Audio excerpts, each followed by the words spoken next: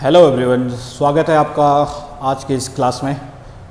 इस क्लास के माध्यम से आज हम जो इंडियन रिवर सिस्टम का एक मेजर रिवर सिस्टम है, गंगा रिवर सिस्टम, भारत का सबसे बड़ा अगर किसी नदी का ड्रेनेज सिस्टम है तो वो गंगा यमुना का ड्रेनेज सिस्टम। तो गंगा यमुना के ड्रेनेज सिस्टम को आज हम इस वीडियो के माध्यम से पढ़ने जा रहे हैं। और जितने भी परीक्षा उपयोगी दृष्टि से जो भी अप्रोचेस क्वेश्चन जितने भी इस पर्टिकुलर टॉपिक से आ सकते हैं उन सभी को हम कवर करने का इसमें प्रयास आज करेंगे। तो सबसे पहले गंगा नदी तंत्र देखते हैं। गंगा रिवर सिस्टम, गंगा नदी तंत्र।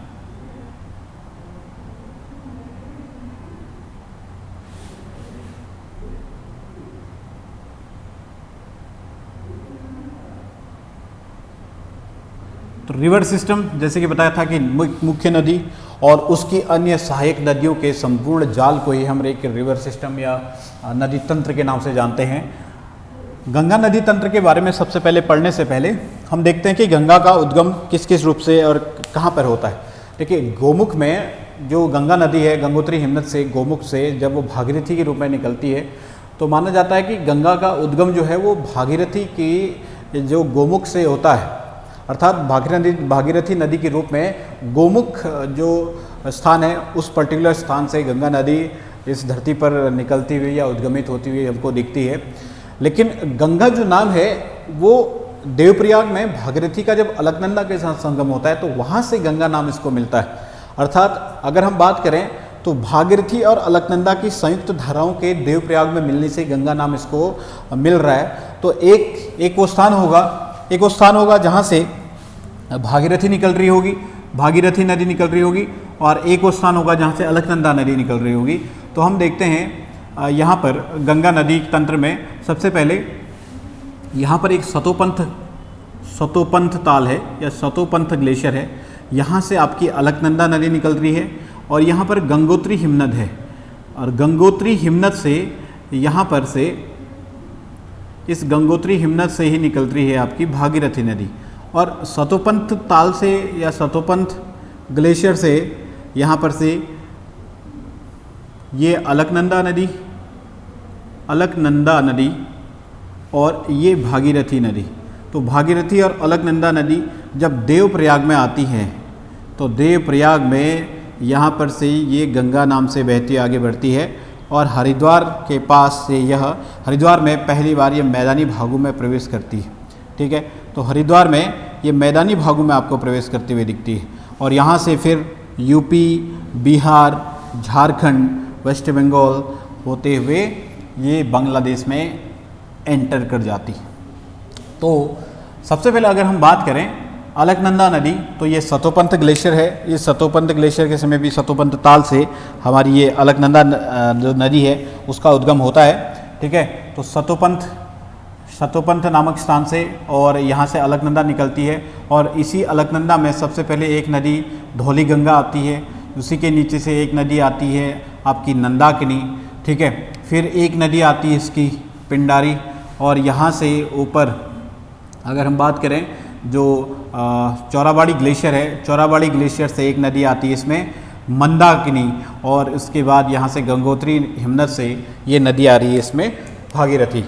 तो याद कैसे करें, इसमें ये धौली गंगा नदी, ये आपकी नंदाकिनी नदी, ये आपकी होगी पिंडर नदी नंद घुंगटी से, पिंडारी ग्लेशियर से। यहाँ पर अगर हम देखें तो ये होगी मंदाकिनी नदी जो कि चौराबाड़ी ग्लेशियर, इसी मंदाकिनी के सामने ये तट पर यहाँ पर आपको ऊपर एक चौराबाड़ी ग्लेशियर दिखेगा जहाँ से ये नदी का उद्गम होता है, और इस चौराबाड़ी के नीचे से केदारनाथ मंदिर आपको दिखेगा। ये सतोपंथ ताल से सतोपंथ ग्लेशियर से सतोपंथ ताल वहीं पर है, वहीं से ये आपकी अलकनंदा निकलती है और अलकनंदा वहाँ से ओरिजिनेट होती है विष्णु गंगा के रूप में, जहाँ पर आपको बद्रीनाथ मंदिर भी देखने को मिलेगा इसके तट पे। ठीक है, तो ये मंदाकिनी होगी और यहाँ पर ये भागीरथी नदी के रूप में गंगोत्री हिमनद से निकलती है और ये पूरी की पूरी अलकनंदा के नाम से अब आगे को बहेगी। ठीक है, ये अलकनंदा और ये भागीरथी और यहाँ पर ये देवप्रयाग। तो जहाँ पर दो नदियों का संगम होता है जनरली उस स्थान को हम प्रयाग के नाम से जानते हैं। ठीक है, प्रयाग जहाँ पर दो नदियाँ अपना संगम बना रही हैं। तो सबसे पहले अगर हम बात करें यहाँ पे, तो ये जो धौली गंगा है, धौली गंगा और ऊपर से विष्णु गंगा के रूप में जब ये सतोपंथ ताल से निकलते हुए नदी आ रही है, तो धौली गंगा और अलकनंदा का ये जो संगम पहला हो रहा है, तो यहाँ पर पहला प्रयाग बनता है।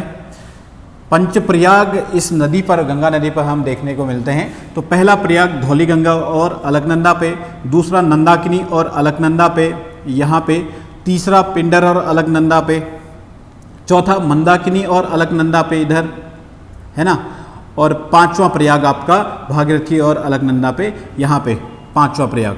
ठीक, तो अगर हम प्रयाग की बात करें तो एक चीज़ हमने देखी कि अलकनंदा नदी जो है ये सभी पांचों प्रयागों में हमको देखने को मिल रही है। तो अलकनंदा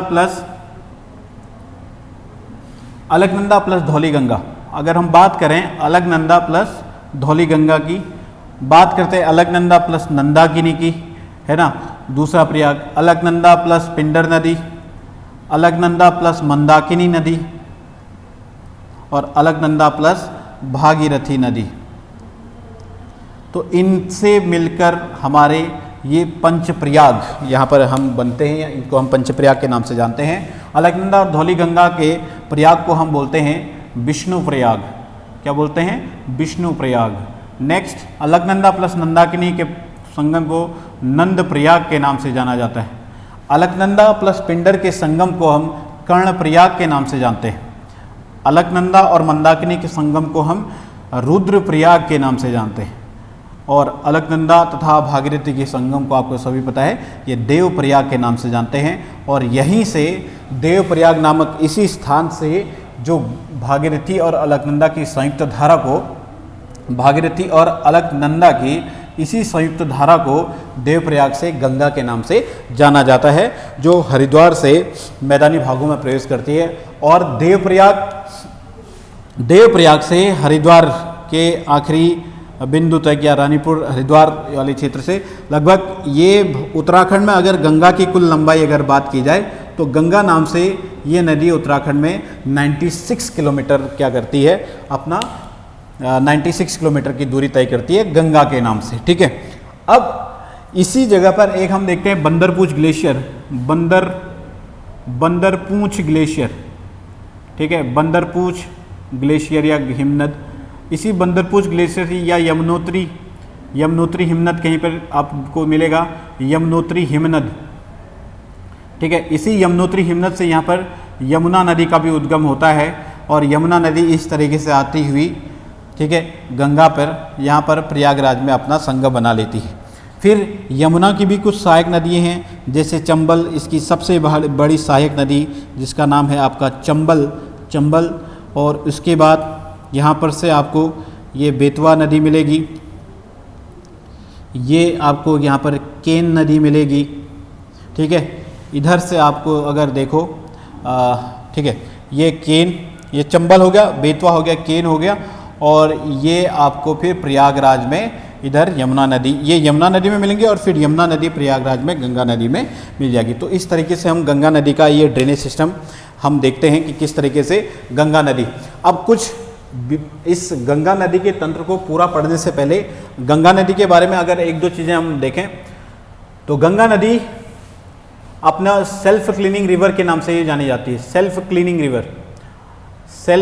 रिवर, अपने आप को खुद ही स्वच्छ रखने वाली नदी, या यूँ कहें कि इसका जो पानी होता है ये इतना पवित्र माना जाता है, इसमें एक बैक्टीरिया का नाम होता है बैक्टीरियोफेज वायरस इसमें पाया जाता है, जो कि इसके पानी को निर्मल और स्वच्छ रखने में इसको सहायता करता है। यही कारण है कि आपको इसमें जो गंगा नदी का पानी है वो कई सालों तक रखने पर भी ख़राब नहीं होता, वो आपको इस वजह से अब देखने को मिलता है। दूसरी बात अगर हम करें गंगा नदी के बारे में, तो गंगा नदी की कुल लंबाई 2525 किलोमीटर है, जो कि भारत की सबसे लंबी नदी है। भारत की सबसे लंबी नदी अगर कोई है तो वो गंगा नदी है। 2525 किलोमीटर इसकी जो टोटल लंबाई है। अगला पॉइंट, 2008 में गंगा नदी को राष्ट्रीय नदी घोषित किया गया था। गंगा नदी को 2008 में राष्ट्रीय नदी घोषित किया गया था।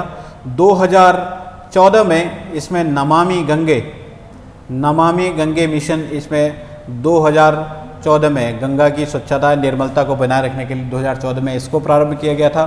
ठीक है, और 2017 में यहाँ पर से इसको जीवित मानव का इसको दर्जा दिया गया था यमुना नदी के साथ।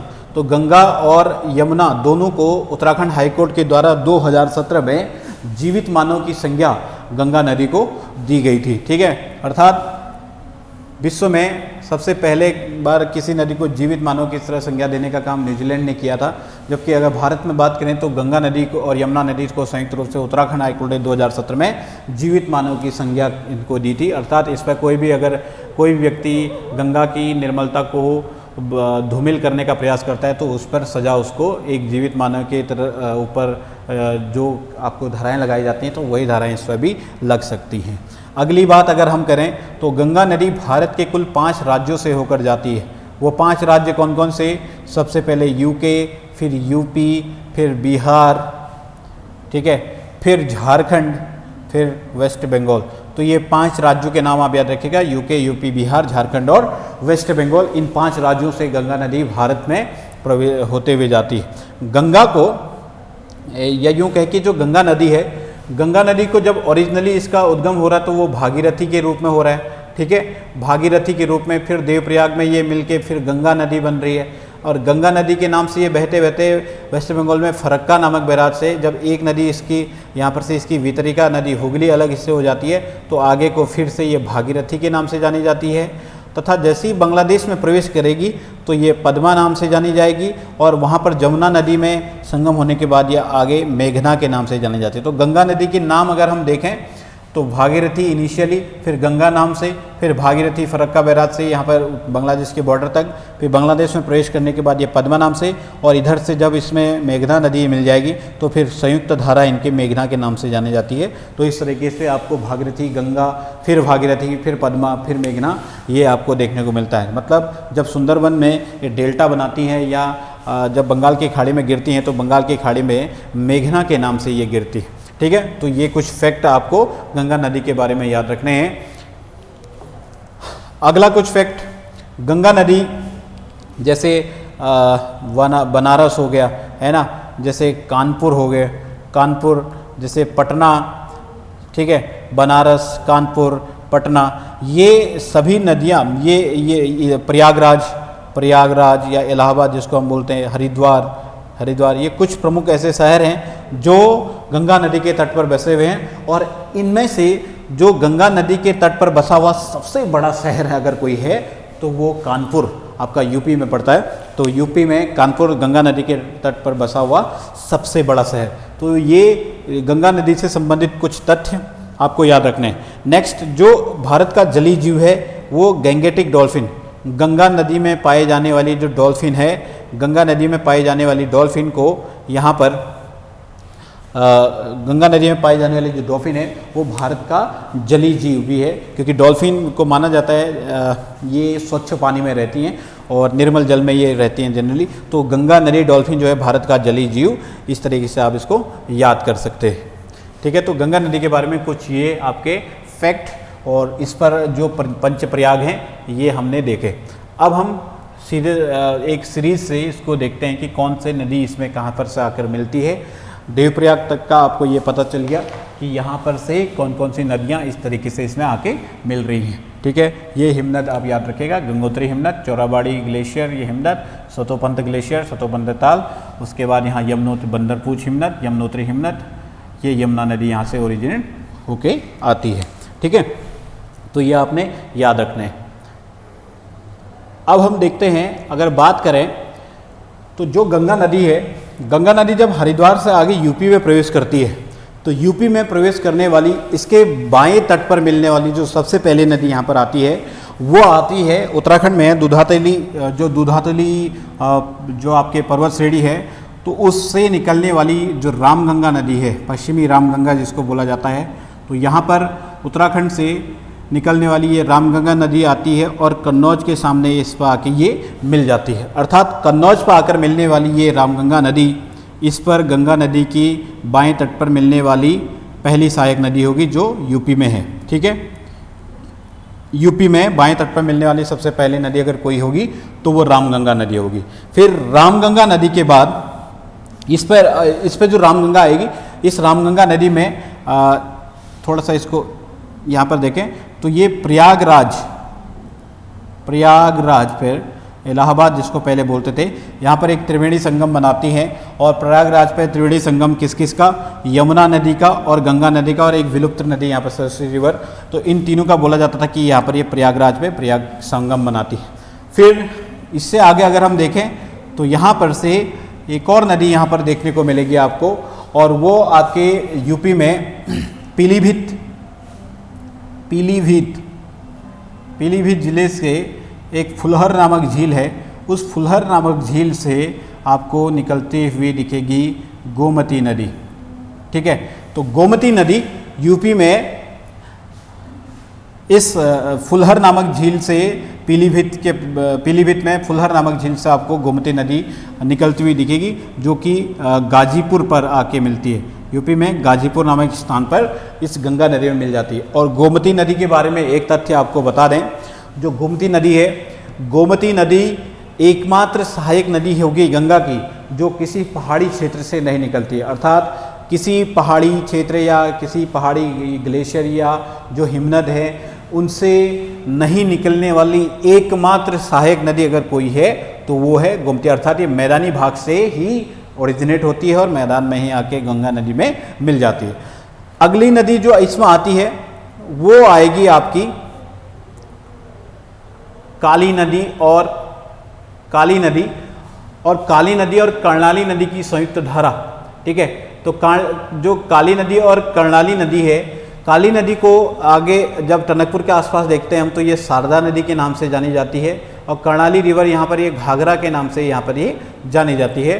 तो इन दोनों की संयुक्त धारा भी आगे फिर घाघरा के नाम से ही आके मिलती है, और घाघरा नदी के नाम से ही आगे आके ये आपके छपरा नामक जगह पर छपरा नामक जगह पर ये मिल जाती है गंगा नदी पे। ध्यान रखिएगा, छपरा कहाँ पे?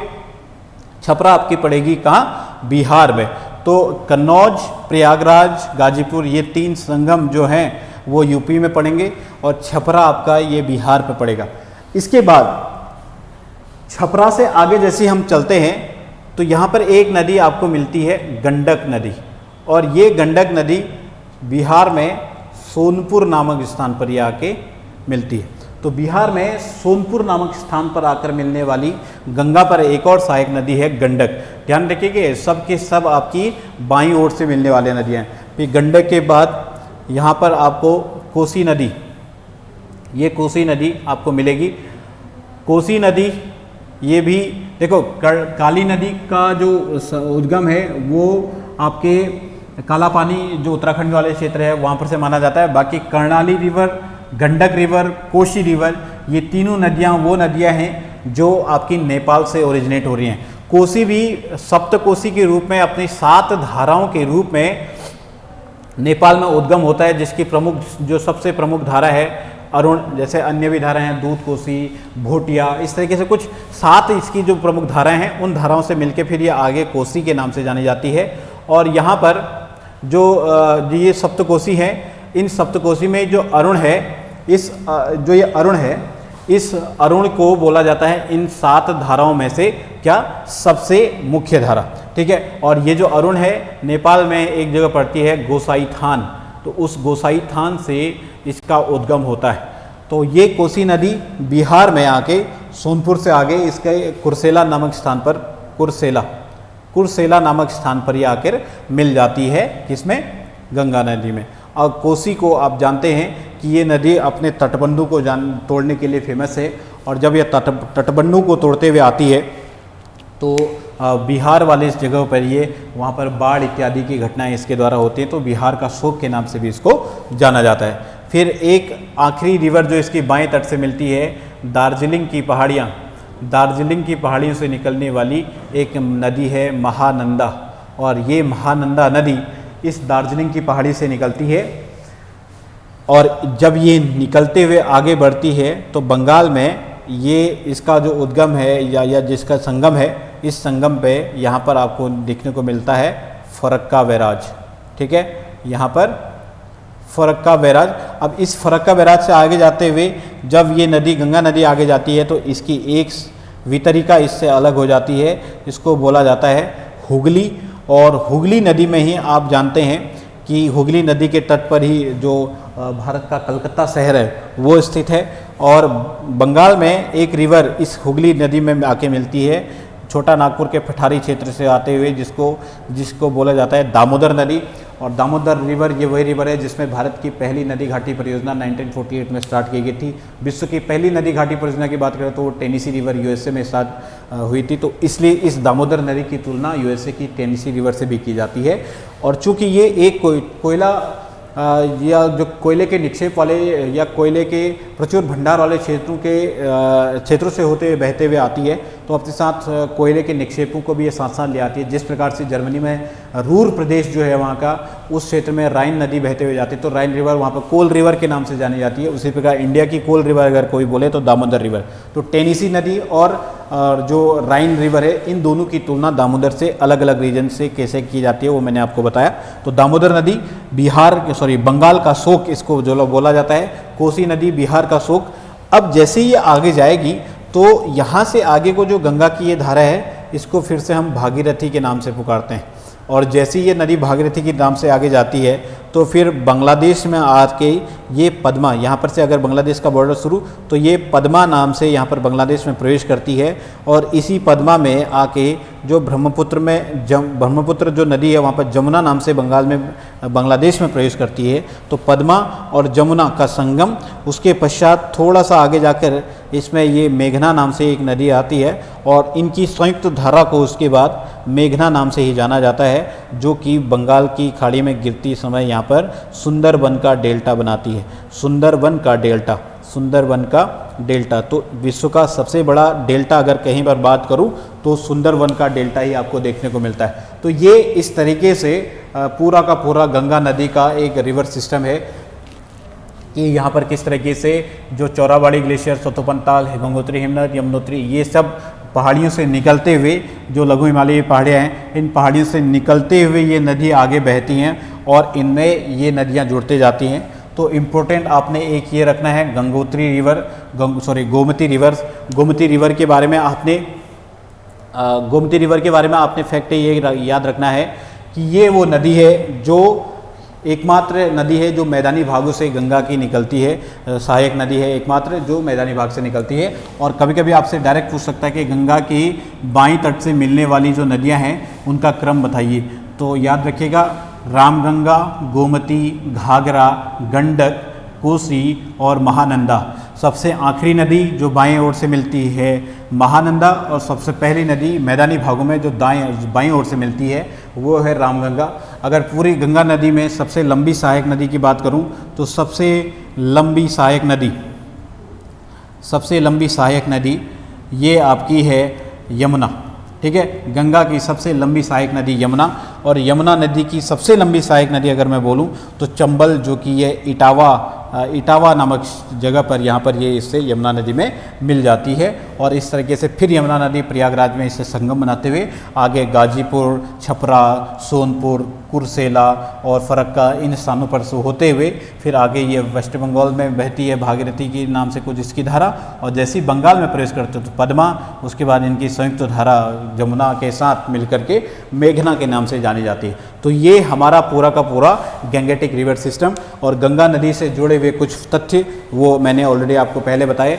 वो ईयर आप जरूर याद रखिएगा, 2008 में इसको राष्ट्रीय नदी का दर्जा, 2014 में इस पर नमामि गंगे प्रोजेक्ट, 2017 में इसको जीवित मानव का दर्जा इसमें दिया गया। गैंगेटिक जो गंगा डॉल्फिन है, इस गंगा डॉल्फिन में यहाँ पर क्या गंगा डॉल्फिन यहाँ पर इसको राष्ट्रीय जलीय जीव भी घोषित किया गया है। ठीक है, और जो एक अन्य बैक्टीरियोफेज जो वायरस बताया, इस बैक्टीरियोफेज वायरस के कारण गंगा नदी का जल कई सालों तक यहाँ पर निर्मल बना रहता है, वो खराब नहीं होता है। इस तरीके से कुछ फैक्ट हमने देखे। और यहाँ पर भी 5 यहाँ पर उत्तराखंड में जो बनते हैं वो भी इस पर महत्वपूर्ण है। तो ये पूरा का पूरा river system, Ganga river system, उम्मीद करता हूँ कि आपको इससे ये लगभग क्लियर हुआ होगा। नेक्स्ट वीडियो में हम मिलेंगे आपका जो ब्रह्मपुत्र रिवर सिस्टम है उसके बारे में।